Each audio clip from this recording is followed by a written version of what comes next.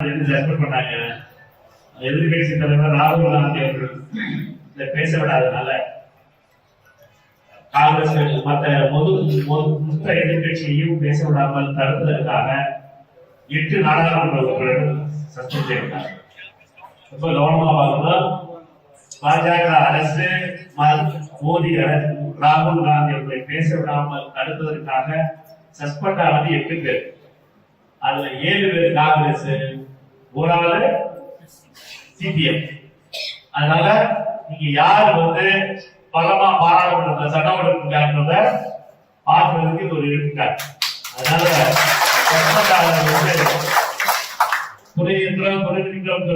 Suspend ஆகிறதுலாம் ஏங்கிறதும் நம்ம எல்லாருக்கும் தெரியும். அதனால உண்மையாக நம்மை பொறுத்தப்பட்டதை பாஜக எதிர்த்து இருக்கக்கூடிய தைரியம் காங்கிரஸ்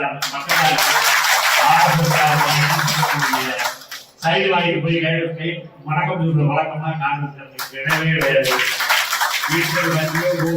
தைரியமா இருக்கிறது காங்கிரஸ். எங்களை பொறுத்த மட்டும் அன்போடும் மரியாதையோடும் எங்களை நடத்தினால் அன்போடும் மரியாதையோடும் எல்லாருமே எதிர்க்கலாம். எங்களை எதிர்த்து எங்களை அவமானப்படுத்தி எங்களை கீழ்த்தரமாக பேச அளித்தவர்கள் அனைவரையும் அவர்களுடைய அதே கொடியை வலுக்கத்தான் காங்கிரஸ். நமக்கு கூட்டணி கட்சிகளாக இருந்த கட்சியோடு சேர்ந்து நாம் பணியாற்ற இருக்கிறோம். தமிழகத்தில் திமுக கூட்டணி 2016 தொடங்குகிறது. நடுவர் 2014 எல்லாம் போச்சு. 2011 தேர்தல் 2016 கூட்டணி தொடங்குகிறது. இந்த கூட்டணி பல வெற்றிகளை பெற்றிருக்கிறது.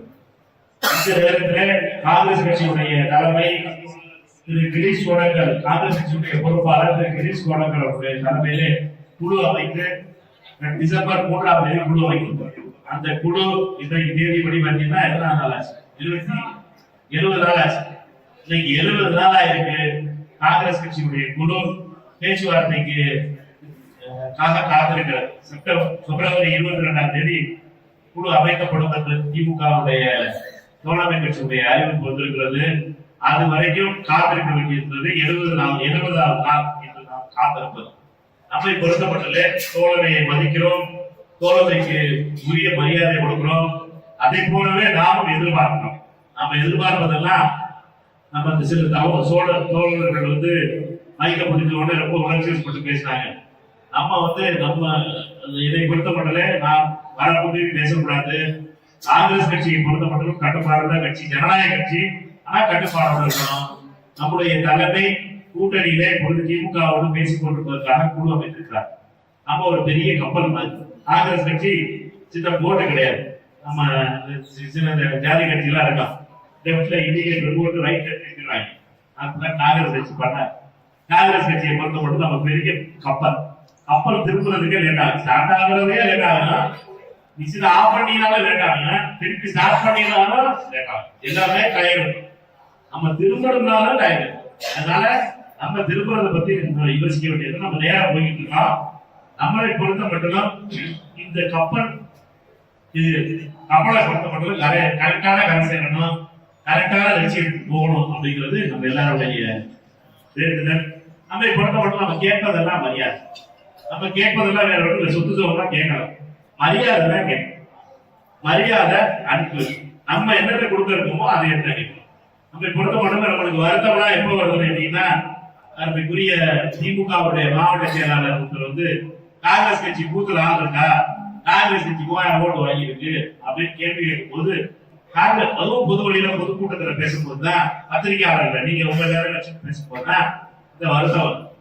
அதுக்கப்புறம் அதை பத்தான்னு சொல்லி ஒரு அமைச்சர் பார்த்தீங்கன்னா காங்கிரஸ்க்கு கூட்டணி வந்தா வரணும் வரான போகணும் அப்படிங்கிறதோ, அல்லது இன்னொரு அமைச்சர் அதெல்லாம் பார்த்துக்கணும், அதெல்லாம் நாங்க பார்த்து தலைவர் பார்த்து செய்யணும் அப்படின்னு அரசாங்கா பேசுறதோ வலியது.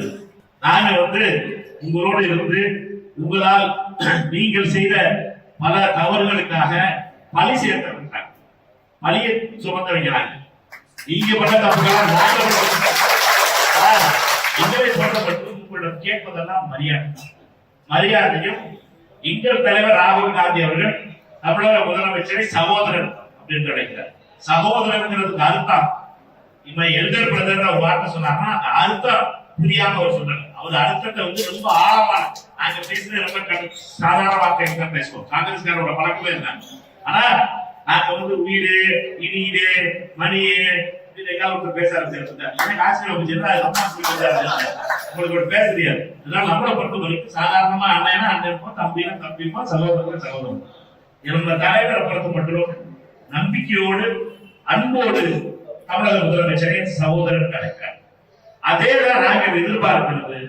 கீழே இருக்க சகோதரர்களுக்கும் அதே மரியாதை வேண்டும் என்பதுதான் ராகுல் காந்தியுடைய எண்ணம். அவர் கேட்பதெல்லாம் என்னன்னா, திமுகவுடைய தலைவர் ராகுல் காந்தி அவர்களை இருக்கின்ற அதே உறவு கீழே இருக்கிற கிளை செயலாளருக்கும் கீழே இருக்கிற உங்களுக்கும் அதே மரியாதை கிடைக்கும் என்பதுதான் ராகுல் காந்தியுடைய எண்ணம். அவர் ராகுல் காந்தி அவர்கள் நினைப்பதெல்லாம் உங்களுக்கு இருக்கிற மரியாதையும் உங்களுக்கு அவருக்கு இருக்கிற மரியாதை உங்களுக்கு இருக்குன்னு அதுதான் வலிக்குது. நம்மளை பொறுத்த மட்டும் சிலர் தவறு செய்கிறார்கள். அதாவது என்னன்னா, மாவட்ட செயலாளர் தளபதி அவர்கள் பேசிய பேச்சு என்பது வருத்தத்தை தருச்சு.